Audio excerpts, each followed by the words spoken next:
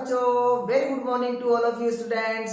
आज हम एक और लेक्चर लेके आए हैं 12th क्लास फिजिक्स का चैप्टर नंबर 1 से विद्युत आवेश एवं क्षेत्र से। और ये जो लेक्चर है ये इस चैप्टर का लास्ट लेक्चर है।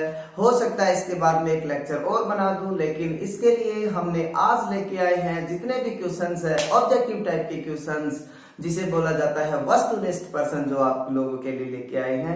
आज इन्हीं प्रश्नों को हल करेंगे, बारी बारी से हल करेंगे और इस लेक्चर का लुत्फ उठाइए, एंजॉय कीजिए। और आपसे वेरी वेरी रिक्वेस्ट है, बहुत ज्यादा रिक्वेस्ट है, प्लीज चैनल को लाइक कीजिए, सब्सक्राइब कीजिए और शेयर भी कीजिए, ताकि हमारा चैनल यूट्यूब पे जल्दी से जल्दी सर्च करे तो आ जाए। क्योंकि हमारा जो चैनल का नाम है नियति के ऊपर बहुत सारे चैनल्स के वीडियो अपलोड है, इसलिए हमारा शो नहीं हो पा रहे क्योंकि हमारे सब्सक्राइबर बहुत कम हैं और सोच रहे हैं हो सकता है चैनल का नाम चेंज कर दें, लेकिन अभी देखते हैं आगे क्या होता है। पहले हम इस लेक्चर का लुत्फ उठाते हैं, ठीक है।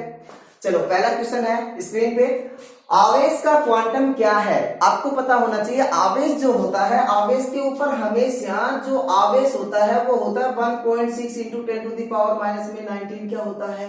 कूलाम होता है। क्या होता है? 19 कूलाम। अच्छा, प्रोटॉन पर कितना होता है बोलो? 1.6 into 10 to the power minus में 19 कूलाम। यानी दोनों पर जो आवेश होता है वो क्या होता है? समान होता है, लेकिन प्रकृति कैसी होती है? अलग अलग होती है। तो एक आवेश का जो क्वांटम होगा, जो परिमाण होगा इसका, वो कितना होगा? 1.6 into 10 to the power minus में 19 कूलाम। तो आंसर क्या लिख रखा है? इलेक्ट्रॉन या प्रोटॉन के आवेश के बराबर, यानी दोनों का मान क्या है यहाँ पे? बराबर। अभी मैंने थोड़ी देर पहले बताया था, राइट। सेकंड क्वेश्चन देखिए, दूरी स्मॉल r पर दो प्रोटॉनों के मध्य विद्युत बल कैपिटल F लग रहा है। देखिए यहाँ पे किनके बीच में लग रहा है? प्रोटॉनों के बीच में। दो प्रोटॉन है, ये प्रोटॉन है और ये भी हमारे पास प्रोटॉन है, ठीक है। इनके बीच की दूरी कितनी है? r। तो बल कितना लग रहा है? F बल लग रहा है। कितना बल लग रहा है बोलो? F बल लगता है इनके बीच में। यहाँ पे कितना बल लगता है बोलो? F बल। अब प्रश्न में कह रहा है प्रोटॉनों को हटाकर इलेक्ट्रॉन रख दें तो अब विद्युत बल कितना होगा? इधर देखिए, इन प्रोटॉन के स्थान पर यहां से मूव करने के बाद में मैंने यहां रख दिया इलेक्ट्रॉन्स। अब भी बल कितना लगेगा बोलो? F ही बल लगेगा। क्यों लगेगा? क्योंकि दोनों की दूरी क्या है? समान है। दोनों पर आवेश का मान क्या है? समान है। इसलिए बल भी क्या हो जाएगा? समान हो जाएगा। तो बल कितना लगेगा बोलो यहाँ पे? Capital F। अगला प्रश्न, निर्वात की विद्युतशीलता एप्सिलॉन, माध्यम की विद्युतशीलता एप्सिलॉन में संबंध लिखिए। आप लोगों को पता है अच्छी तरीके से आपको कि जब भी आवेशों के मध्य माध्यम में रखा जाता है तो उनके मध्य बल निकाला था हमने कूलाम के नियम से। उस कंडीशन में फॉर्मूला आया था हमारे पास पैराविद्युतांक का या निरपेक्ष की विद्युतशीलता। एप्सिलॉन r बराबर होता है एप्सिलॉन बटे में एप्सिलॉन नोट, माध्यम की विद्युतशीलता बटे में निर्वात की विद्युतशीलता। तो एप्सिलॉन बराबर होगा एप्सिलॉन और एप्सिलॉन क्या हो जाएगा बोलो? r। ये हमारे पास क्या आ गया? रिलेशन आ गया। किसमें? निर्वात की विद्युतशीलता और माध्यम की विद्युतशीलता में, ठीक है। अगला क्वेश्चन, धातुओं के पैराविद्युतांक का मान कितना होता है? आप लोगों को बताया धातुओं का पैराविद्युतांक कितना होता है बोलो? अनंत होता है। धातु में जैसे तांबा आ गया, राइट, आपका लोहा आ गया, चांदी आ गई, इन सब का जो पैराविद्युतांक होता है वो कितना होता है? अनंत। अच्छा, कई बार कंफ्यूज के लिए धातुओं के स्थान पर लिखा आता है कई बार सुचालक। क्या लिखा आता है बताइए? सुचालक। सुचालक का भी पैराविद्युतांक कितना होगा बोलो? अनंत, इनफाइनाइट। ओके, अगला प्रश्न पे चलते हैं। क्या विद्युत क्षेत्र में दो बल रेखाएं एक दूसरे को काट सकती हैं? देखिए, ये एक बल रेखाएं हैं, ये हमारे पास E1 विद्युत बल रेखाएं हैं, ठीक है। और ये हमारे पास दूसरी विद्युत बल रेखाएं हैं, कौन सी? E2। कौन सी है बोलो? E2। तो देखिए यहाँ पे कटान बिंदु इसका ये है। तो यहाँ पे जब विद्युत क्षेत्र की तीव्रता की दिशा बताएंगे तो उसके ऊपर एक स्पर्श रेखा खींचेंगे। पहले इस वाले के ऊपर एक स्पर्श रेखा खींच दी, ये E1 विद्युत क्षेत्र की तीव्रता की दिशा हो गई। एक इसके ऊपर खींचेंगे तो ये E2 विद्युत क्षेत्र की तीव्रता। दोनों की दिशाएं क्या हैं? अलग अलग हैं। और एक ही बिंदु पर विद्युत क्षेत्र की तीव्रता दो दिशाएं नहीं हो सकती, संभव नहीं है, इसलिए एक दूसरे को कभी नहीं काटती हैं। आंसर में क्या आ जाएगा? नहीं। आई होप ये क्वेश्चन समझ में आया होगा। आगे चलते हैं। यदि किसी बंद परत में 3 द्विध्रुव रखे हो तो बंद परत से निर्गत फ्लक्स का मान कितना होगा? देखो मैंने एक ऑब्जेक्टिव टाइप में क्वेश्चन भी करवाया था आपसे पिछले लेक्चर में, शायद सेकंड या थर्ड वीडियो है, जो भी है उसमें देख सकते हो आप हमारे। तो उसमें ये एक बंद परत है, मान लो सपोज दैट ये बंद परत है, ऐसा कुछ, राइट। इसके अंदर 3 द्विध्रुव रखे हुए, ये सॉरी प्लस का माइनस का क्यू प्लस का क्यू, एक और द्विध्रुव रखा हुआ है माइनस का क्यू प्लस का क्यू, एक और रखा हुआ है माइनस का क्यू प्लस का क्यू, ठीक है।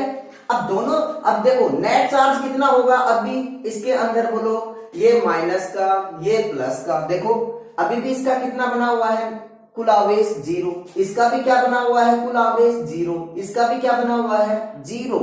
और जब 0 है तो निर्गत फ्लक्स कितना हो जाएगा? फाई इक्वल टू क्या होता है? क्यू बटे में एप्सिलॉन नॉट होता है, नेट चार्ज इक्वल टू, तो क्या होगा बोलो? 0 बटे में एप्सिलॉन नॉट बराबर क्या हो जाएगा? 0। तो क्या आ जाएगा ऑप्शन में? 0, राइट। आई होप ये समझ में आया होगा ये प्रश्न। आगे चलते हैं।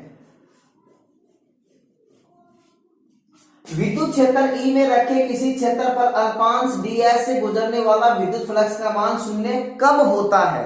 अब इसमें 3 प्रश्न करेंगे, ध्यान से देखो। विद्युत फ्लक्स का फॉर्मूला दे रखा है, फाई बराबर में होता है E वेक्टर डॉट में ds वेक्टर। हो सकता है आपको मैंने dA वेक्टर लिखा है, ये वाला लिखवाया हो आपको, फाई बराबर E वेक्टर डॉट में dA vector. Are you getting this my point? अब क्या करोगे, कोण किसके बीच में लेना है? देखो फाई बराबर, ये कौन सा गुणनफल है? अदिश गुणनफल। इसका मतलब विद्युत फ्लक्स कैसी राशि होती है? एक अदिश राशि होती है। तो फाई बराबर लिखेंगे E ds, क्या लिखेंगे बोलो? Cos theta. चूंकि E व ds के बीच का कोण क्या है बोलो? थीटा है। इसके बीच का कोण कितना है बोलो? थीटा है। तो देखिए इस फ्लक्स का मान अधिकतम कम होगा। पहले तो ये देखो, जब थीटा का मान कितना हो? 0 डिग्री हो, उस कंडीशन में फाई बराबर होगा E ds कोस 0 डिग्री, और कोस 0 डिग्री का मान कितना होता है? 1 होता है। तो फाई बराबर होगा E ds। इस स्थिति में गुजरने वाला जो फ्लक्स का मान होगा वो अधिकतम होगा। अब प्रश्न में अभी सुनने की मैं बात नहीं कर रहा, पहले प्रश्न एक और दोबारा सुनिए। विद्युत क्षेत्र में रखे किसी क्षेत्र अल्पांश से ds से गुजरने वाला फ्लक्स का मान 0 नहीं, अधिकतम कब होगा? कब होता है? जब E वेक्टर, ठीक है, व ds वेक्टर के बीच का कोण कितना हो बोलो? 0 डिग्री। या दोनों E वेक्टर ऐसा लिख सकते हैं, पैरेलल क्या हो? ds vector, right. दोनों पैरेलल हो तो भी कितना होगा? मैक्सिमम। अब प्रश्न में आ गया, विद्युत क्षेत्र E में रखे किसी क्षेत्र पर अल्पांश ds से गुजरने वाला फ्लक्स का मान 0 कब होगा? तो 0 कब होगा? इधर देखिए, थीटा का मान कितना रखोगे बोलो? थीटा का मान कि ये 0 हो जाए ये पूरी राशि, तो थीटा का मान रखेंगे हम 90 डिग्री। और कोस 90 का मान कितना होता है बोलो? 0। जब यहाँ पे 90 रखोगे तो पूरी राशि कितनी हो जाएगी? 0 हो जाएगी। तो इनका मतलब ये हुआ फाई जो होगा वो E वेक्टर परपेंडिकुलर क्या हो जाएगा बोलो? ds vector. यानी विद्युत क्षेत्र और क्षेत्रफल के बीच का कोण कितना होना चाहिए? 90 डिग्री। तो विद्युत फ्लक्स का मान कितना हो जाएगा? 0 हो जाएगा। उस कंडीशन में क्या आ जाएगा आंसर? 0। यानी ये आ जाएगा E vector perpendicular ds vector. अगले क्वेश्चन पे चलते हैं। एक समरूप आवेशित अचालक गोले के कारण विद्युत क्षेत्र की तीव्रता 0 कहां होती है? आप लोगों को मैंने बताया था, जितने भी गोले होते हैं, एक क्वेश्चन भी कराया था, जितने भी चालक गोले उसके केंद्र पे हमेशा विद्युत क्षेत्र की तीव्रता कितनी मिलेगी? 0 मिलेगी। और अनंत पे कितनी मिलेगी? 0। तो कहां मिलेगी? केंद्र पर और अनंत दूरी पर। अगला प्रश्न देखिए, आवेशित चालक के एकांक क्षेत्रफल पर लगने वाला बल का सूत्र लिखो तथा दिशा बताइए। इधर देखिए, एकांक ये क्षेत्रफल है कोई भी, इसके ऊपर आवेश दे दिया ऐसे, ठीक है। तो इस चालक पर लगने वाला बल कितना आएगा? आपने पढ़ा है चादर के कारण, अचालक पट्टिका के कारण, जितने पट्टिका का मतलब ये क्षेत्रफल तो है, तो इसके ऊपर विद्युत क्षेत्र की तीव्रता कितनी आई थी? सिग्मा अपोन में 2 एप्सिलॉन नॉट, ठीक है।